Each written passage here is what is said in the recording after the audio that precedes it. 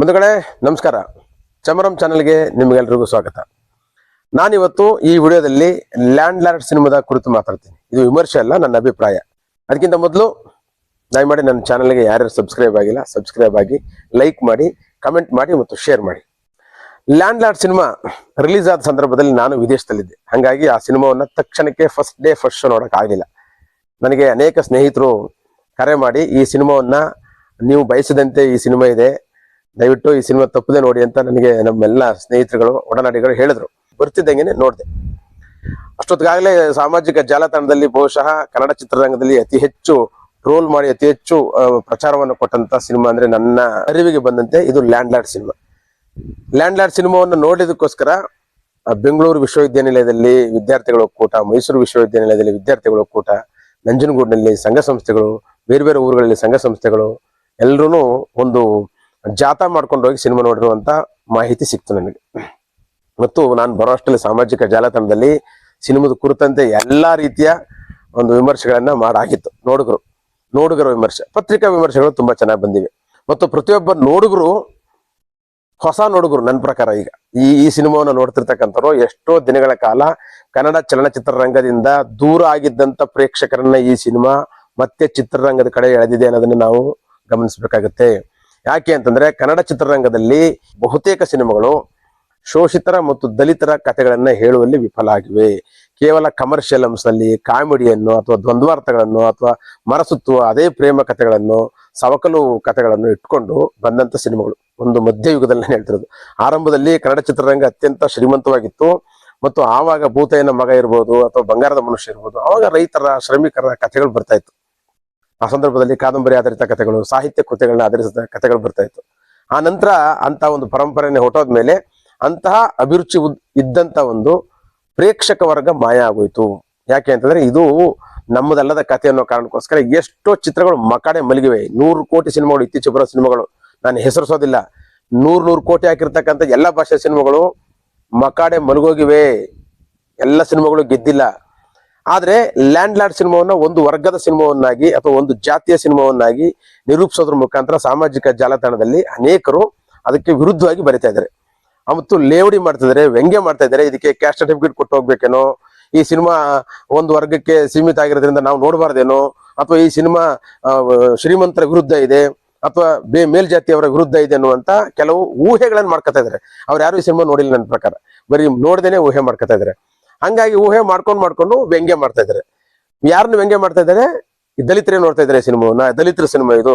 Hero Vijay ಅವರು ಕೂಡ ದಲಿತರನ್ನ ಓಲೈಸ್ತಿದ್ದಾರೆ, ಅಥವಾ ಅಂಬೇಡ್ಕರ್ ಅವ್ರನ್ನ ಮುಂದೆ ಇಟ್ಕೊಂಡು, ಪ್ರಜಾಪ್ರಭುತ್ವವನ್ನು ಮುಂದೆ ಇಟ್ಕೊಂಡು, ಸಂವಿಧಾನವನ್ನ ಮುಂದೆ ಇಟ್ಕೊಂಡು ಕೇವಲ ಇದು ಒಂದು ಜಾತಿಗೆ ಸೇರಿದಂತ ಸಿನಿಮಾ ಅಂತ ಪ್ರಚಾರ ಮಾಡ್ತಾ ಇದ್ದಾರೆ ಎನ್ನುವಂತ ಮಾತುಗಳು ಕೇಳಿ ಬಂತು. ಅದ್ ನಡೆದಿದೆ ಕೂಡ. ಆದರೆ ಆ ಮಾತುಗಳನ್ನೇ ನಂಬಿ ಇದು ಅವರ ಸಿನಿಮಾ, ಇದು ನಮ್ದಲ್ಲ ಅಂತ ಬಿಟ್ಬಿಟ್ರಲ್ಲ. ಕನ್ನಡ ಚಿತ್ರರಂಗಕ್ಕೆ ಎಷ್ಟು ವರ್ಷಗಳಾಗಿದೆ, ಅಷ್ಟು ವರ್ಷಗಳಲ್ಲಿ ಕನ್ನಡ ಚಿತ್ರರಂಗದ ಬಹುದೊಡ್ಡ ಪ್ರೇಕ್ಷಕ ವರ್ಗ ಇಲ್ಲಿನ ಶೋಷಿತ ಸಮುದಾಯ ಅನ್ನೋದನ್ನ ನಾವು ಯಾವಾಗ್ಲೂ ಜ್ಞಾಪಕ ಇಟ್ಕೋಬೇಕು. ಶ್ರಮಿಕ ವರ್ಗ, ಕೂಲಿ ಕಾರ್ಮಿಕರು ಇಲ್ಲಿ ಸ್ಟಾರ್ ಗಳನ್ನ ಹುಟ್ಟು ಹಾಕಿದ್ದಾರೆ. ದೊಡ್ಡ ದೊಡ್ಡ ನಟರು, ನಿರ್ದೇಶಕರು, ಬ್ಲಾಕ್ ಬಸ್ಟರ್ ಮೂವಿಗಳು ಯಾರಿಂದ ಆಯ್ತು ಅಂದ್ರೆ ಇಲ್ಲಿನ ಶ್ರೀಮಂತ ವರ್ಗದಿಂದ ಆಗಿಲ್ಲ, ಅಥವಾ ಇಲ್ಲಿನ ತುಂಬಾ ಎಜುಕೇಟೆಡ್ಸ್ ಏನ್ ಕರಿತೀವಲ್ಲ ನಾವು, ಅವರಿಂದನೂ ಆಗಿಲ್ಲ. ಅವ್ರು ಯಾರು ಸಿನಿಮಾ ನೋಡಕ್ಕೆ ಫಸ್ಟ್ ಡೇ ಫಸ್ಟ್ ಶೋ ಬರಲ್ಲ, ಯಾವತ್ತು ಕಟೌಟ್ ಕಟ್ಟಲ್ಲ, ಅಭಿಷೇಕ ಮಾಡಲ್ಲ, ಸ್ಟಾರ್ಗಳ ಕಟ್ಟೋದಿಲ್ಲ, ಸ್ಟಾರ್ಗಳನ್ನ ಮೆರವಣಿಗೆ ಮಾಡಲ್ಲ, ಅಥವಾ ಅಭಿಮಾನಿ ಸಂಘಗಳನ್ನ ಕಟ್ಟಲ್ಲ. ಅವ್ರು ಯಾರನ್ನು ಈ ಅಭಿಮಾನಿ ಸಂಘಗಳನ್ನ ಕಟ್ಟಿ ಡಾಕ್ಟರ್ ರಾಜ್ಕುಮಾರ್ ಕಾಲಿಂದ ಹಿಡಿದು ಇವತ್ತಿನ ಕಾಲ ತನಕನು ಎಲ್ಲಾ ಚಿತ್ರರಂಗದಲ್ಲೂ ಅಥವಾ ಬೇರೆ ಬೇರೆ ಚಿತ್ರರಂಗದ ಆಯಾ ಸ್ಟಾರ್ಗಳನ್ನ ಮೆರೆಸಂತವ್ರು ಅಲ್ಲಿನ ಶ್ರಮಿಕ ವರ್ಗ ಅನ್ನೋದನ್ನ ನೆನಪಿಟ್ಕೋಬೇಕು. ಇಂತಹ ಶ್ರಮಿಕ ವರ್ಗದಿಂದನೇ ನಿರ್ದೇಶಕರುಗಳು ಹುಟ್ಟು ಬರೋದು. ಸೊ ಇಂತಹ ಶ್ರಮಿಕ ವರ್ಗವನ್ನ ಬಳಸ್ಕೊಂಡು, ಶ್ರಮಿಕ ವರ್ಗದ ದುಡ್ಡನ್ನ ತಗೊಂಡು, ಶ್ರಮಿಕ ವರ್ಗದಿಂದ ಸ್ಟಾರ್ಗಳಾಗಿ, ಶ್ರಮಿಕ ವರ್ಗದಿಂದ ದೊಡ್ಡ ದೊಡ್ಡ ನಿರ್ಮಾಪಕರುಗಳಾಗಿ, ಬ್ಲಾಕ್ ಬಸ್ಟರ್ ಸಿನಿಮಾದ ಪ್ರೊಡ್ಯೂಸರ್ಗಳಾಗಿ ಇವತ್ತು ಶ್ರಮಿಕ ವರ್ಗವನ್ನೇ ಕಡೆಗಣಿಸಿ ಸಿನಿಮಾ ಮಾಡಿದ್ರೆ ಎಲ್ಲಿ ನೋಡ್ತಾರೆ ಜನಗಳು? ಬರ್ತಾ ಬರ್ತಾ ಬರ್ತಾ ಕೇವಲ ಫ್ಯಾನ್ ಫಾಲೋಯಿಂಗ್ ಆಗಿದ್ದಂತ ಸಿನಿಮಾಗಳನ್ನ ಇವತ್ತು ಲ್ಯಾಂಡ್ ಲಾರ್ಡ್ ಮತ್ತೆ ಕರ್ಕೊಂಡು ಬಂದಿದೆ. ಆ ಒಂದು ನೇಟಿವ್ ಆಗಿರ್ತಕ್ಕಂಥ, ಆರ್ಗ್ಯಾನಿಕ್ ಆಗಿರ್ತಕ್ಕಂಥ ಪ್ರೇಕ್ಷಕರನ್ನ ಚಿತ್ರರಂಗದ ಕಡೆ ಸೆಳೆದಿದೆ ಅಂದ್ರೆ ಅದು ಅದ್ಭುತ. ನಾನು ಹೇಳೋದು ಅದಕ್ಕೋಸ್ಕರನೇ ಲ್ಯಾಂಡ್ ಲಾರ್ಡ್ ಕನ್ನಡ ಚಿತ್ರರಂಗದ ಒಂದು ಲ್ಯಾಂಡ್ ಮಾರ್ಕ್ ಅಂತ ನಾನು ಹೇಳ್ತೀನಿ. ಚಿತ್ರದ ಬಗ್ಗೆ ನಾನು ಹೆಚ್ಚಿಗೆ ಮಾತಾಡ್ಬೇಕಾದ ಅಗತ್ಯ ಇಲ್ಲ, ಯಾಕಂದ್ರೆ ತುಂಬಾ ಜನ ಬರ್ದು ಬಿಟ್ಟಿದ್ರಿ ನೀವೆಲ್ಲರೂ. ಈಗ ಅಭಿನಯದ ಬಗ್ಗೆ ಮಾತಾಡ್ಬೇಕಾಗಿಲ್ಲ, ಎಲ್ಲರೂ ಪೈಪೋಟಿಗೆ ಬಿದ್ದು ಅಭಿನಯಿಸಿದ್ದಾರೆ. ಯಾಕೆಂದ್ರೆ ಕಥೆಯ ತಿರುಳು ಹಂಗಿರೋದ್ರಿಂದ ಅಂತ ಒಂದು ಅಭಿನಯವನ್ನ ಬೇಡುತ್ತೆ ಅದು. ಮತ್ತು ಇಲ್ಲಿರ್ತಕ್ಕಂಥ ಕತೆ ನೆಲದ ಕತೆ, ವಾಸ್ತವದ ಕತೆ. ಹಾಗಾಗಿ ಜನಗಳಿಗೆ ಇದು ನಮ್ಮ ಕತೆ ಅಂತ ಕನೆಕ್ಟ್ ಆಗುತ್ತೆ. ನಿಮ್ಗೆ ಗೊತ್ತಿರಲಿ, ಈ ದೇಶದಲ್ಲಿ ಸಂವಿಧಾನ, ಅಂಬೇಡ್ಕರ್, ಪ್ರಜಾಪ್ರಭುತ್ವ ಅಂದ್ರೆ ಮೊದಲು ನಿಂತ್ಕೊಳ್ತಕ್ಕಂಥವ್ರು ದಲಿತರು. ಅದು ಅವ್ರದೇ ಕತೆ ಅಲ್ಲ. ನಿಜ ಹೇಳ್ಬೇಕು ಅಂದ್ರೆ ಲ್ಯಾಂಡ್ ಲಾರ್ಡ್ ದಲಿತರ ಕತೆ ಅಲ್ಲ. ನಾನು ಇದನ್ನ ಬರಿತಾ ಇದ್ದೀನಿ. ಲ್ಯಾಂಡ್ ಲಾರ್ಡ್ ಕೇವಲ ದಲಿತರ ಕತೆ ಅಲ್ಲ. ಲ್ಯಾಂಡ್ ಲಾರ್ಡ್ ಎಲ್ಲ ಶ್ರಮಿಕರ ಕತೆ, ವರ್ಗ ಸಂಘರ್ಷದ ಕತೆ, ಮೌಢ್ಯತೆ ವಿರೋಧಿ ಕತೆ, ಈ ಮಣ್ಣಿನ ಕತೆ, ಇಲ್ಲಿನ ರೈತರ ಕತೆ. ಹೀಗಿರುವಾಗ ರೈತರು, ಮಣ್ಣಿನ ಮಕ್ಕಳು, ಶೋಷಿತರು ಅಂದ್ರೆ ಕೇವಲ ದಲಿತರೇನು? ಆದ್ರೆ ದಲಿತರಿಗೆ ಒಂದು ಜೀವಪರವಾದಂತ ನಿಲುವನ್ನ ಕೊಟ್ರೆ, ಅದು ಸಾಹಿತ್ಯ ಆಗಿರ್ಲಿ, ಸಂಗೀತ ಆಗಿರ್ಲಿ, ಸಿನಿಮಾ ಆಗಿರ್ಲಿ, ನಾಟಕ ಆಗಿರ್ಲಿ, ಯಾವುದೇ ಆಗಿರ್ಲಿ, ಒಂದು ಜೀವಪರವಾದಂತ ನಿಲುವಿದೆ ಅಂದ್ರೆ ಖಂಡಿತವಾಗ್ಲೂ ಅವ್ರು ಅದನ್ನ ಬೆಂಬಲಿಸ್ತಾರೆ. ಇದು ನಾನು ಕಂಡುಕೊಂಡಿರ್ತಕ್ಕಂಥ ಸಂಶೋಧನೆ. ಇದು ಅವ್ರು ಯಾವತ್ತಿಗೂ ಅಷ್ಟೇನೆ. ಹಂಗಾಗಿ ಇವತ್ತು ಏನಾಗಿದೆ ಅಂದ್ರೆ, ಸಂವಿಧಾನ ಅಂದ್ರೆ ದಲಿತರು, ಅಂಬೇಡ್ಕರ್ ಅಂದ್ರೆ ದಲಿತರು, ಪ್ರಜಾಪ್ರಭುತ್ವ ಅಂದ್ರೆ ದಲಿತರು. ಅಲ್ರಿ, ಪ್ರಜಾಪ್ರಭುತ್ವದ ಈ ಒಂದು ಆಶಯಗಳನ್ನ, ಪ್ರಜಾಪ್ರಭುತ್ವದ ಈ ಶಕ್ತಿಯನ್ನ, ಹಕ್ಕುಗಳನ್ನ ಅನುಭವಿಸ್ತಿರ್ತಕ್ಕಂಥವ್ರು ಭಾರತದ ಪ್ರತಿಯೊಬ್ಬ ಪ್ರಜೆಗಳು. ಸಂವಿಧಾನವು ಪ್ರತಿಯೊಬ್ಬ ಪ್ರಜೆಯಿಂದ ಹಿಡಿದು, ಮಣ್ಣಿಂದ ಹಿಡಿದು, ಮರಗಳಿಂದ ಹಿಡಿದು, ಸಸ್ಯಗಳಿಂದ ಹಿಡಿದು, ಪ್ರಾಣಿಗಳಿಂದ ಹಿಡಿದು, ಎಲ್ಲ ಕೀಟ, ಕ್ರಿಮಿ ಕೀಟಗಳೆಲ್ಲವನ್ನ ರಕ್ಷಣೆ ಮಾಡೋದಕ್ಕೆ ಇರ್ತಕ್ಕಂಥ ಒಂದು ಬಹುದೊಡ್ಡ ಅಸ್ತ್ರ. ಈ ದೇಶದ ನೆಲವನ್ನ ಕಾಪಾಡುವಂತ, ಜನರನ್ನ ಕಾಪಾಡುವಂತ ಅಸ್ತ್ರ ಅದು ಸಂವಿಧಾನ. ಎಲ್ಲರಿಗೂ ಉಂಟು. ಸಂವಿಧಾನದ ಅಡಿಯಲ್ಲಿ ಮಹಿಳೆಯರಿದ್ದಾರೆ, ಶ್ರೀಮಂತರಿದ್ದಾರೆ, ಬಡವರಿದ್ದಾರೆ. ಎಲ್ಲರೂ ಸಂವಿಧಾನದ ಅಡಿಯಲ್ಲಿ ಬರುವಾಗ, ಸಂವಿಧಾನದ ರಕ್ಷಣೆ ತಗೊಳ್ಳುವಾಗ, ಸಂವಿಧಾನಕ್ಕೆ ಅಪಾಯ ಬಂದ್ರೆ ಮೊದಲು ನಿಲ್ಲೋರು ದಲಿತರು. ಸಂವಿಧಾನದ ಪರವಾಗಿ ಒಂದು ನಿಲುವಿದೆ ಅಂತೆ ಅದು ನೋಡೋದಕ್ಕೆ ಹೊರಟೋಗೋರು ಮೊದಲು ದಲಿತರು. ಮತ್ತು ಪ್ರಜಾಪ್ರಭುತ್ವ ಆಶಯಗಳನ್ನ, ಮೌಲ್ಯಗಳನ್ನ ಈ ಸಿನಿಮಾ ಹೇಳ್ತಾ ಇದೆ ಅಂತಂದ್ರೆ ಅದನ್ನ ಒಂದು ಕಿಕ್ಕಿರಿದು ನೋಡ್ತಕ್ಕಂಥವ್ರು ದಲಿತರು. ಹಾಗಾಗಿ ಈ ಸಿನಿಮಾಕ್ಕೆ ನೆಗೆಟಿವ್ ಪ್ರಚಾರ ಅಲ್ಲ ಇದು. ಇವತ್ತು ಹೊಸ ಜನ ಬರ್ತಾ ಇದಾರೆ ಅಂತಂದ್ರೆ ಕನ್ನಡ ಚಿತ್ರರಂಗದ ಎಲ್ಲಾ ನಿರ್ಮಾಪಕರುಗಳು, ನಿರ್ದೇಶಕರುಗಳು ಖುಷಿ ಪಡ್ಬೇಕು. ಅಂದ್ರೆ ಇಂಥ ಕಥೆಗಳನ್ನ ಜನ ಬೇಡ್ತಾ ಇದ್ದಾರೆ ಅನ್ನೋದನ್ನ ಅರ್ಥ ಮಾಡ್ಕೋಬೇಕು. ಇದು ಈ ಸಿನಿಮಾವು ಕೊಡ್ತಕ್ಕಂಥ ಒಂದು ಸಂದೇಶ ನನ್ನ ಪ್ರಕಾರ. ಈ ಚಿತ್ರದಲ್ಲಿ ಏನುಂಟು ಏನಿಲ್ಲ, ನೆಲದ ಕಥೆ ಅಂದ್ಮೇಲೆ ಆಕ್ಚುಲಿ ಜಡೇಶ್ ಅವರು ಈ ಕಥೆಗೆ ಮಲ್ಟಿಪಲ್ ಆಗಿರ್ತಕ್ಕಂಥ ಆಯಾಮಗಳನ್ನ ಕೊಟ್ಟಿದ್ದಾರೆ. ಅಷ್ಟೊಂದು ಆಯಾಮಗಳು ಕೊಡ್ಬೇಕಾದ ಅಗತ್ಯ ಇರಲಿ. ಎಷ್ಟೋ 10-12 ಸಿನಿಮಾಗಳಿಗೆ ಆಗುವಷ್ಟು ಕಥೆಯನ್ನ ಒಂದೇ ಸಿನಿಮಾದಲ್ಲಿ ಕೊಟ್ಟಿದ್ದಾರೆ. ಮೌಢ್ಯ ವಿರೋಧ ಇದೆ ಇಲ್ಲಿ, ಮೌಢ್ಯಗಳನ್ನು ತೋರಿಸಿದ್ದಾರೆ. ಮತ್ತು ಲ್ಯಾಂಡ್ ಲಾರ್ಡ್ಗಳು ಅಂದ್ರೆ ಭೂ ಮಾಲೀಕರು ಮತ್ತು ಗೇಣಿದಾರರ ನಡುವೆ ನಡೆತಕ್ಕಂಥ ಸಂಘರ್ಷ ಇದೆ. ಗೇಣಿದಾರರು ಕೇವಲ ದಲಿತರ? ಈ ದೇಶದ ಪ್ರತಿಶತ 75% ಜನರು ಗೇಣಿದಾರರಿದ್ದಾರೆ. ಈ ದೇಶದ 75% ಮಹಿಳೆಯರು ಶೋಷಣೆಗೊಳಗಾಗ್ತಾರೆ. ಈ ದೇಶದ ಪ್ರತಿಶತ 90% ಜನರು ಮೌಢ್ಯಕ್ಕೆ ದಾಸರಾಗಿದ್ದಾರೆ. ಹೀಗಿರುವಾಗ ಕೆಲವು ಶ್ರೀಮಂತ ವರ್ಗದ ಅಟ್ಟಹಾಸವನ್ನ ಮೆಟ್ಟಿ ನಿಲ್ಲುವಂತ ಒಂದು ಪ್ರಯತ್ನ ಪಟ್ಟಾಗ ಅಂತ ಅಸರ್ಟಿವ್ನೆಸ್ ಅಂತ ಬರ್ತೀವಿ. ಆ ಅಸರ್ಟಿವ್ನೆಸ್ ಅನ್ನ ಇದರಲ್ಲಿ ತೋರಿಸಿದ್ದಾರೆ. ಮೊದಲೆಲ್ಲ ಕಥೆಗಳು ಬರ್ತಿತ್ತು, ಅದರಲ್ಲಿ ಶೋಚನೀಯವಾದಂತ ಕಥೆಗಳು ತೋರಿಸ್ತಿದ್ರು, ನೆಗೆಟಿವ್ ಆಗಿರ್ತಕ್ಕಂಥ ಕಥೆಗಳು ತೋರಿಸ್ತಿದ್ರು, ಶೋಷಿತ ಸಮುದಾಯಗಳನ್ನ. ಅವರ ಅಸರ್ಷನ್ ಇದೆಯಲ್ಲ, ತಾವು ಸಿಡಿದು ನಿಲ್ಲುವಂತ ಏನೊಂದು ಸಬಾಲ್ಟರ್ನ್ ಒಂದು ಥಿಯರಿ ಅಂತ ಕರಿತೀವಿ ನಾವು, ಸಬಾಲ್ಟರ್ನ್ ಹಿಸ್ಟ್ರಿ ಅಥವಾ ಸಬಾಲ್ಟರ್ನ್ ಆಗಿರ್ತಕ್ಕಂಥ ಆಲೋಚನೆಗಳಿದಾವಲ್ಲ, ಅದನ್ನ ಸಶಕ್ತವಾಗಿ ಜಡೇಶ್ ಹಂಪಿ ಅವರು ಈ ಸಿನಿಮಾದಲ್ಲಿ ಬಳಸಿದ್ದಾರೆ. ತುಂಬಾ ಅದೊಂದೇ ಬಳಸಬಹುದಾಗಿತ್ತು. ಆದ್ರೆ ಇಲ್ಲಿ ಕೆಲವು ಜಾತಿ ಸಂಘರ್ಷಗಳನ್ನ ತಂದಿದ್ದಾರೆ, ವರ್ಗ ಸಂಘರ್ಷಗಳನ್ನ ತಂದಿದ್ದಾರೆ, ಮಹಿಳೆಯರ ಹಕ್ಕುಗಳನ್ನ ತಂದಿದ್ದಾರೆ, ಸಾಂವಿಧಾನಿಕ ಹಕ್ಕು ತಂದಿದ್ದಾರೆ, ಕಾರ್ಯಾಂಗ, ರಾಜಕೀಯ ಎಲ್ಲವನ್ನ ಸಾಂಕೇತಿಕವಾಗಿ ಈ ಸಿನಿಮಾದಲ್ಲಿ ತೋರಿಸಿದ್ದಾರೆ. ಮತ್ತು ಮೀಸಲು ಕ್ಷೇತ್ರದಲ್ಲಿ ಗೆಲ್ಲುವಂತ ಒಬ್ಬ ನಾಯಕ ಎಷ್ಟರ ಮಟ್ಟಕ್ಕೆ ಆ ಸಿರಿವಂತ ವರ್ಗದ ಭಿಕ್ಷುಕನಾಗಿರ್ತಾನೆ ಅಥವಾ ಸಿರಿವಂತ ವರ್ಗದ ಗುಲಾಮ್ನಾಗಿರ್ತಾನೆ, ಆಜ್ಞಾಪಾಲಕನಾಗಿರ್ತಾನೆ, ಸಂವಿಧಾನವನ್ನೇ ಮರೆತು ಅವರ ಪಾದ ಸೇವೆ ಮಾಡ್ತಾನೆ ಅನ್ನೋದಕ್ಕೆ ಇದು ಬೆಸ್ಟ್ ಎಕ್ಸಾಂಪಲ್. ಇದನ್ನೇ ಬಾಬಾ ಸಾಹೇಬ್ ಅಂಬೇಡ್ಕರ್ ಅವರು ಹೇಳಿದ್ದು. ಮೀಸಲ ಕ್ಷೇತ್ರಗಳ ಅಪಾಯವನ್ನ ಕುರಿತು ಅಂಬೇಡ್ಕರ್ ಅವ್ರು ಯಾಕೆ ಮಾತಾಡ್ತಾರೆ ಅಂತಂದ್ರೆ, ಇದು ಇಂಥ ಒಂದು ದುರಂತವನ್ನ ತಂದೊಡ್ಡುತ್ತೆ ಅಂತ. ಅಂತ ದುರಂತ ನಮ್ಮ ಕಣ್ಣೆದುರಿಗೆ ಬೇಕಾದಷ್ಟು ನೋಡ್ತಾ ಇದೀವಿ. ಯಾವ ಮೀಸಲು ಕ್ಷೇತ್ರದ ನಾಯಕರುಗಳು ಸ್ವತಂತ್ರವಾಗಿ ಬೊಗಳಲಾರರು, ಕಚ್ಚಲಾರರು, ಆ ಮಟ್ಟಕ್ಕೆ ಅವರು ಬಾಯಿಗೆ ಬಟ್ಟೆ ಕಟ್ಕೊಂಡಿರ್ತಾರೆ ಅಂತ ಬಾಬಾ ಸಾಹೇಬ್ ಅಂಬೇಡ್ಕರ್ ಹೇಳಿದ್ದಾರೆ. ಹೀಗೆ 10 ಹಲವು ವಿಷಯಗಳನ್ನ, ಮಣ್ಣಿನ ಕಥೆಗಳನ್ನ ಅಥವಾ ಇಲ್ಲಿನ ಜನರ ಒಂದು ಕಷ್ಟ ನಷ್ಟಗಳನ್ನ ಜಡೇಶ್ ಕೆ ಹಂಪಿ ಅವರು ಲ್ಯಾಂಡ್ ಲಾರ್ಡ್ ಮುಖಾಂತರ ಅದ್ಭುತವಾಗಿ ತೆರೆ ಮೇಲೆ ತಂದಿದ್ದಾರೆ. ಅದನ್ನ ಕಲಾತ್ಮಕವಾಗಿ ತರೋ ಬದಲಿಗೆ ಅವ್ರು ಏನ್ ಮಾಡಿದ್ದಾರೆ, ಕಮರ್ಷಿಯಲ್ ಆಂಗಲ್ ಅಲ್ಲಿ ತಂದಿದ್ದಾರೆ. ಅದ್ಭುತವಂತ ಸಂಭಾಷಣೆ ಇದೆ. ಪ್ರತಿಯೊಂದು ಸಂಭಾಷಣೆಯು ಒಂದು ಸತ್ವನೆಯಲ್ಲಿ, ಪ್ರತಿ ದೃಶ್ಯದಲ್ಲೂ ಸಂಭಾಷಣೆಗಳು, ಅಭಿನಯಗಳು ಎಲ್ಲವೂ ಅದ್ಭುತವಾಗಿ ಮೂಡಿಬಂದಿದೆ. ಈ ಸಿನಿಮಾದಲ್ಲಿ ಅನೇಕ ಅದ್ಭುತವಾದ ಡೈಲಾಗ್ಗಳು ಬರ್ತವೆ. ಇಲ್ಲಿ ಸಂಧಾನ ನಡಿಬೇಕಾಗಿಲ್ಲ, ಸಂವಿಧಾನ ನಡಿಬೇಕು ಅನ್ನೋ ತರದ ಮಾತುಗಳು, ಅದನ್ನೆಲ್ಲ ಉಲ್ಲೇಖ ಮಾಡಿದ್ದಾರೆ. ಆದ್ರೆ ತುಂಬಾ ಜನರು, ನಾನು ಸೂಕ್ಷ್ಮ ಗಮನಿಸಿದ್ದೀನಿ, ಉಲ್ಲೇಖ ಮಾಡದೇ ಇರುವಂತ ಒಂದು ಅದ್ಭುತವಾದಂತ ಮಾತಿದೆ ಈ ಸಿನಿಮಾದಲ್ಲಿ. ಅದಕ್ಕೋಸ್ಕರ ನಾನು ಆ ಮಾತನ್ನ ಉಲ್ಲೇಖಿಸ್ತೀನಿ. ನಾನು ಒಬ್ಬ ಪುರೋಹಿತ ತನ್ನ ಲ್ಯಾಂಡ್ ಲಾರ್ಡ್ ಸೇವೆ ಮಾಡ್ತಕ್ಕಂಥ ಲ್ಯಾಂಡ್ ಲಾರ್ಡ್ಗೆ ಸಲಹೆ ಕೊಡುವಂತ ಒಬ್ಬ ಪುರೋಹಿತ ಒಂದು ಮಾತು ಹೇಳ್ತಾನೆ. ಪ್ರಳಯ ಆಗುತ್ತೆ ಅಂತ ನಾವು ಒಂದು ಊಹೆ ಮಾಡ್ತೀವಿ. ಕಲ್ಲಿನ ಕೋಳಿ ಕೂಗ್ಬಿಟ್ರೆ, ಕಲ್ಲಿನ ಬಸವ ಎದ್ದು ಬಿಟ್ಟು ಮೇವು ಮೇದು ಬಿಟ್ರೆ ಅಂತ ನಾವು ಒಂದು ಅಂತ ಸಂದರ್ಭ ಬಂದಾಗ ಪ್ರಳಯ ಆಗುತ್ತೆ ಅಂತ ಹೇಳ್ತೀವಿ. ನಿಜವಾಗ್ಲೂ ಪ್ರಳಯ ಅವೆಲ್ಲ ಕಲ್ಲಿನ ಕೋಳಿ ಕೂಗೋದ್ರಿಂದಾಗ್ಲಿ, ಕಲ್ಲಿನ ಬಸವ ಎದ್ದು ಮೇಯ್ದ್ರಿಂದಾಗ್ಲಿ ಪ್ರಳಯ ಆಗಲ್ಲ. ಪ್ರಳಯ ಯಾವಾಗ ಆಗುತ್ತೆ ಗೊತ್ತಾ? ನನ್ನ ಕಾಲ್ ಕೆಳಗಿದ್ದವನು, ಕೈ ಕೆಳಗಿದ್ದವನು, ನನ್ನ ಕೆಳಗಡೆ ಕೆಲಸ ಮಾಡ್ತಿದ್ದಂತ ಒಬ್ಬ ಸೇವಕ ಸಮಾನತೆ ಕೇಳ್ತಾನಲ್ಲ, ಅವಾಗ ಪ್ರಳಯ ಆಗುತ್ತೆ. ಇದೇ ನಿಜವಾದ ಪ್ರಳಯ ಅಂತ ಹೇಳ್ತಾನೆ. ಇಂಥ ಪ್ರಳಯ ಆಗ ಕೂಡ್ದು ಅಂತ ಹೇಳ್ತಾನೆ. ಇದೊಂದು ಮಾತು ಇಡೀ ಚಿತ್ರದ ಆಶಯ ನನಗೆ ಗೊತ್ತದಂಗೆ. ಅಂದ್ರೆ ಈ ದೇಶದ ಬಹುತೇಕ ಜಾತಿವಾದಿಗಳ ಮನಸ್ಥಿತಿ ಹೇಗಿದೆ ಅಂತಂದ್ರೆ, ಇನ್ನೊಬ್ರು ನನ್ನ ಸಮಕ್ಕೆ ಬರಬಾರ್ದು ಅನ್ನುವಂತ ಕೆಟ್ಟ ರೋಗ. ಇನ್ನೊಬ್ರು ನನ್ನ ಸಮಕ್ಕೆ ಬಂದ್ಬಿಟ್ರೆ ನಾನೇನೋ ಕಳೆದೋಗ್ಬಿಡ್ತೀನಿ, ನನ್ನ ವ್ಯಕ್ತಿತ್ವ ಕಳೆದೋಗ್ಬಿಡುತ್ತೆ ಅನ್ನುವಂತ ಒಂದು ಕೆಟ್ಟ ರೋಗ ಇದೆಯಲ್ಲ, ಈ ರೋಗವೇ ಇವತ್ತು ಲ್ಯಾಂಡ್ ಲಾರ್ಡ್ ಸಿನಿಮಾವನ್ನು ಟೀಕೆ ಮಾಡ್ತಿರ್ತಕ್ಕಂಥದ್ದು. ಆ ರೋಗ ತಲೆಯಲ್ಲಿ ತುಂಬಿಕೊಂಡಿರೋದ್ರಿಂದ ಅವ್ರಿಗೆಲ್ರಿಗೂ ಏನಿಸ್ತಾ ಇದೆ ಅಂತಂದ್ರೆ, ಇವ್ರಿಗೂ ಒಂದು ಮಹತ್ವ ಸಿಗ್ತಾ ಇದೆ, ಈ ಸಮುದಾಯಗಳಿಗೂ ತೆರೆ ಸಿಗ್ತಾ ಇದೆ, ತೆರೆ ಮೇಲೆ ಅವಕಾಶಗಳು ಸಿಗ್ತಾ ಇದೆ ಅನ್ನೋದನ್ನ ತಡ್ಕೊಳಕ್ ಆಗದೆ ಇರತಕ್ಕಂಥ ಅಸಹನೆ, ಗಿಲ್ಟ್ ಇದೆಯಲ್ಲ, ಅದು ಕಾಡ್ತಾ ಇದೆ ಅವ್ರಿಗೆ ನಾವು ಸಮಾನತೆ ಆಗ್ಬಿಟ್ರೆ, ನಾವು ಮನುಷ್ಯರು ಅನ್ಸ್ಕೊಬಿಟ್ರೆ, ಅವರು ನಮ್ಮ ಸಮಕ್ಕೆ ಬಂದ್ಬಿಟ್ರೆ ನಮ್ಗೆಲ್ರಿಗೂ ಇರ್ತಕ್ಕಂಥ ಯೋಗ್ಯತೆ ಘನತೆ ಕಳೆದೋಗ್ಬಿಡುತ್ತೆ ಅಂತಕ್ಕಂಥದ್ದು ಅವ್ರ ಧೋರಣೆ. ನಿಜ ಹೇಳ್ಬೇಕು ಅಂದ್ರೆ ಅವರಲ್ಲಿ ಇರ್ತಕ್ಕಂಥ ಈ ತಪ್ಪು ಕಲ್ಪನೆಯಿಂದಾಗಿನೇ ಈ ದೇಶದಲ್ಲಿ ಇವತ್ತಿಗೂ ಜಾತಿ ವ್ಯವಸ್ಥೆ ಉಸಿರಾಡ್ತಾ ಇದೆ, ಬಡತನ ಉಸಿರಾಡ್ತಾ ಇದೆ. ಈ ಜಾತಿ ಅಂತಕ್ಕಂಥದ್ದು ಒಂದು ಅಫೀಮ್ ಇದ್ದಂಗೆ ಅವ್ರಿಗೆ. ಅಂದ್ರೆ ನಾನು ಮೇಲು, ನಾನು ಶ್ರೇಷ್ಠ ಅಂತ ಹೇಳ್ಕೊಳ್ಳುವಂಥದ್ದು. ಅನೇಕರು ಟೀಕೆ ಮಾಡ್ತಿದ್ದಾರೆ, ಯಾವತ್ತೋ ನಡೆದ ಕಥೆಗಳನ್ನ ಇವತ್ತು ಎಂಜಾಯ್ ಮಾಡ್ತಾರೆ ಅಂತ. ಹೌದು ನೋಡ್ರಿ, ಎಂತ ಪರಿಸ್ಥಿತಿ, ಯಾವತ್ತೋ ನಡೆದ ಕಥೆಗಳನ್ನ ಈಗ ಹೇಳೋ ಪರಿಸ್ಥಿತಿ ಬಂದಿಲ್ಲ ನಮಗೆ, ಈಗ ಹೇಳೋದಕ್ಕೆ ಅವಕಾಶ ಸಿಕ್ಕಿದೆಯಲ್ಲ ಇಲ್ಲಿನ ಶ್ರೇಷ್ಠ ಸಮುದಾಯಗಳಿಗೆ. ಎಂತ ಅದ್ಭುತ ನೋಡಿ, ಅವ್ರ ಮಾತು ಸತ್ಯ. ಅದೇ ಇವರು ರಾಮಾಯಣವನ್ನು, ಮಹಾಭಾರತವನ್ನು, ಅಥವಾ ಹಿಂದೆ ಮೊಘಲರ ಕಾಲದನ್ನೋ ಅಥವಾ ಇನ್ಯಾರ್ದೋ ಬ್ರಿಟಿಷರ ಕಾಲದನ್ನೋ ಕಥೆಗಳನ್ನ ಈಗ ಹೇಳ್ಬೋದು ಅದ್ದೂರಿಯಾಗಿ, ವಿಜೃಂಭಣೆಯಿಂದ. ಇವರು ಪದೇ ಪದೇ ಅದನ್ನೇ AI ಮುಖಾಂತರ ಇರ್ಬೋದು, ಟೆಕ್ನಾಲಜಿ ಬಳಸ್ಕೊಂಡಿರ್ಬೋದು, ಬೇರೆ ಬೇರೆ ರೂಪದಲ್ಲಿ ಅದನ್ನೇ ಇವ್ರು ಉಣಬಡಿಸಿದಾಗ ನಾವು ನೋಡ್ತಾ ಇರ್ಬೇಕು, ಎಂಜಾಯ್ ಮಾಡ್ತಾ ಇರ್ಬೇಕು, ಇವ್ರನ್ನ ಸ್ಟಾರ್ ಮಾಡ್ತಾ ಇರ್ಬೇಕು, ನಾವು ಚಪ್ಪಾಳೆ ಹೊಡಿತಾ ಇರ್ಬೇಕು.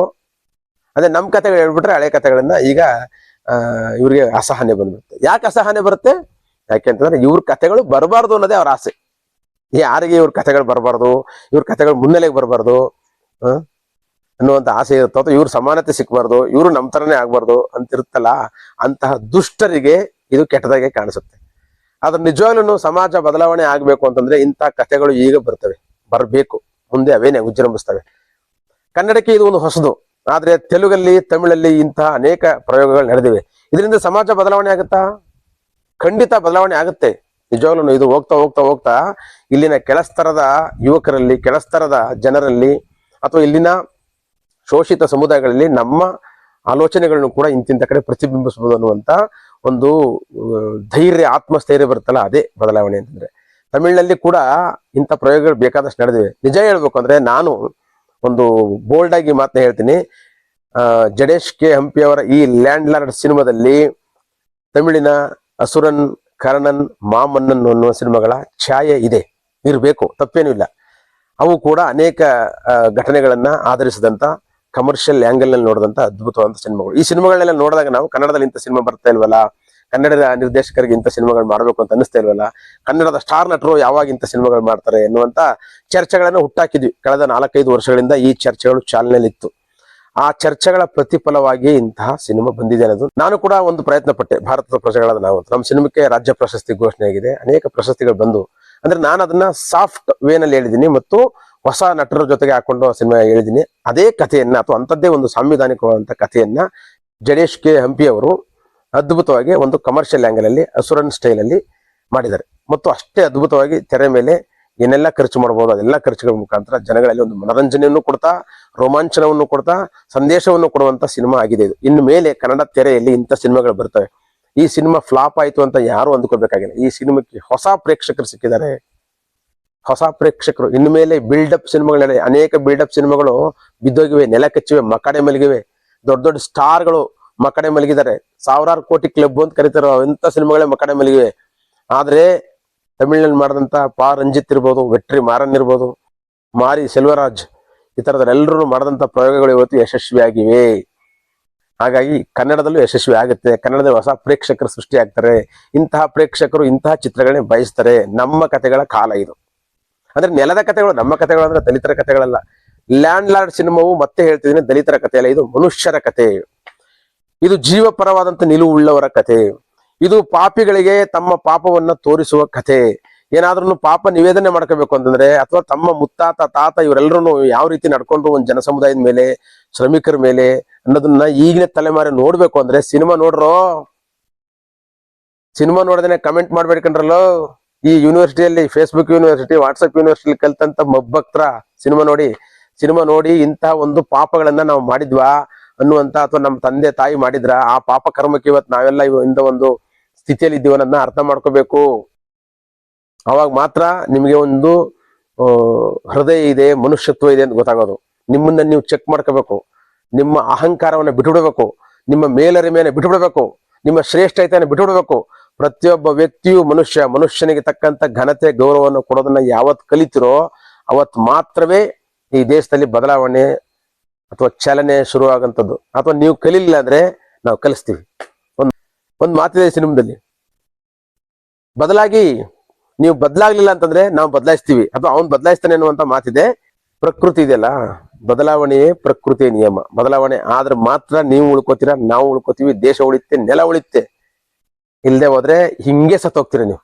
ಯಾರು ಶೋಷಣೆ ಮಾಡ್ತೀರ ಅವರು. ಹಂಗಾಗಿ ಶೋಷಣೆ ಮಾಡೋರು ಏನ್ ತಪ್ಪಾಗಿದೆ ನಮ್ಮಿಂದ ಅಂತ ತಿಳ್ಕೊಳ್ಳೋದಕ್ಕೆ ನೋಡ್ಬೇಕು, ಇತಿಹಾಸವನ್ನ ಓದ್ಬೇಕು, ಕಥೆಗಳನ್ನ ಅರ್ಥ ಮಾಡ್ಕೋಬೇಕು. ಇದು ಈ ಸಿನಿಮಾದ ಬಗ್ಗೆ ನಾನು ಹೇಳ್ಬೇಕಾಗಿದ್ದಂತ ವಿಷಯ.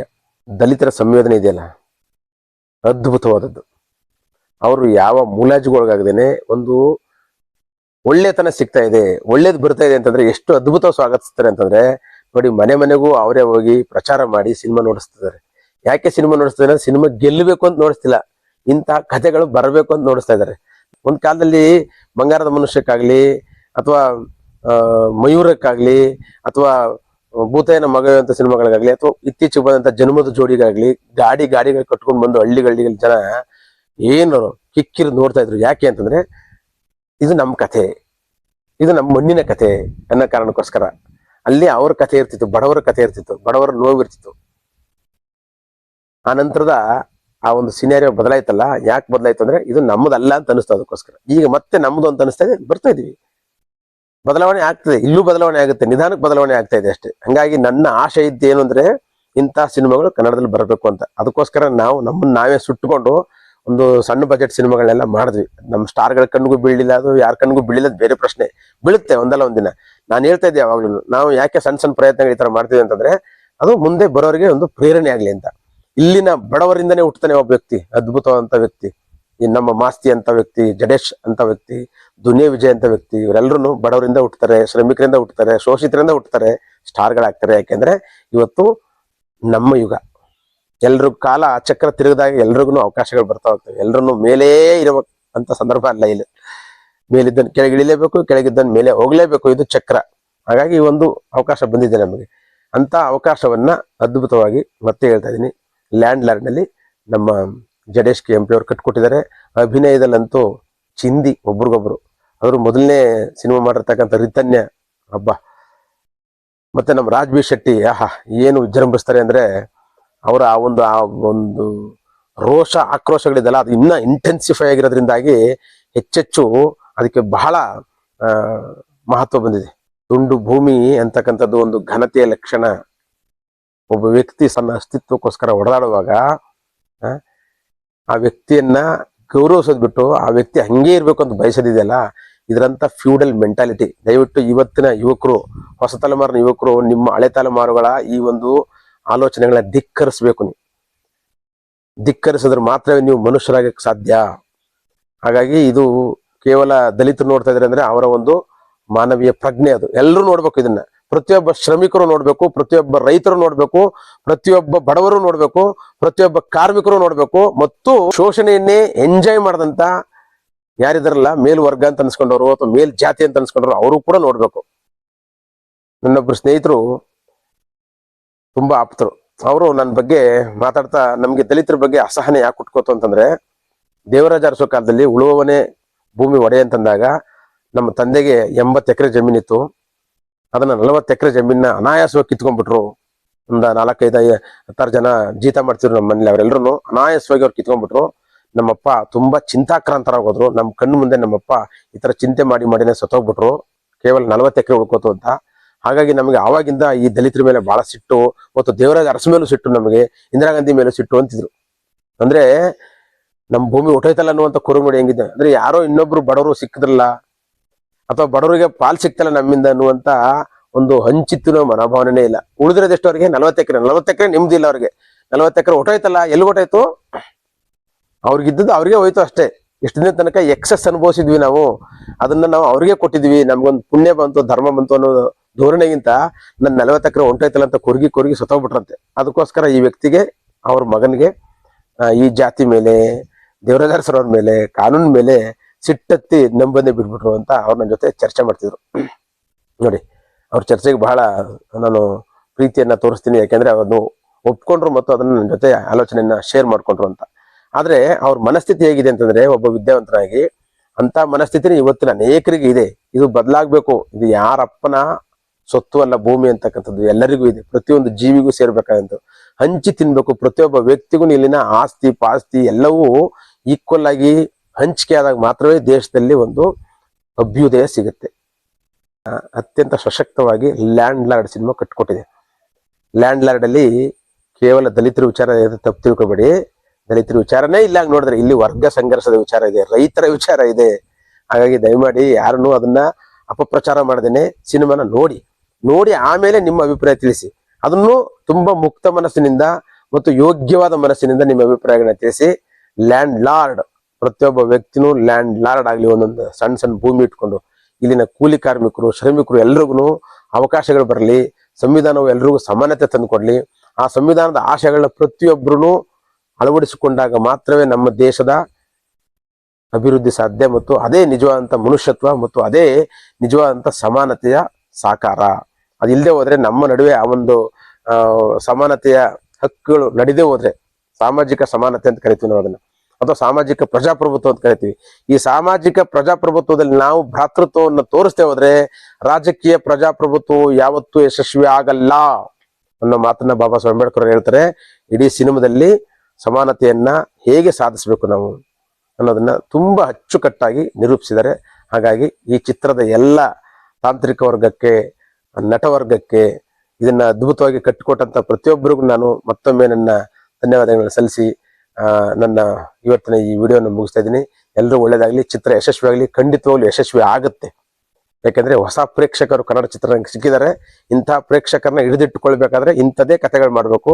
ಇನ್ಮೇಲೆ ಬಿಲ್ಡಪ್, ಖಾಲಿ ಬಿಲ್ಡಪ್ ಕಥೆಗಳನ್ನ ಬಿಟ್ಬಿಡಿ, ನೆಲದ ಕಥೆಗಳು ತಗೊಂಬನ್ನಿ. ಸಾವಯವ ಕಥೆಗಳಿಂದ ಸಕ್ಸಸ್ ಗ್ಯಾರಂಟಿ. ಇವತ್ತಲ್ಲ ನಾಳೆ ಸಕ್ಸಸ್ ಬರುತ್ತೆ. ಅಂತಹ ಚಿತ್ರಗಳ ವಿಜೃಂಭಣೆಯ ಕಾಲ ಈಗ ಬಂದಿದೆ ಅಂತ ಹೇಳ್ತಾ ಇವತ್ತಿನ ವಿಡಿಯೋ ಮುಗಿಸ್ತೀನಿ. ನಮಸ್ಕಾರ.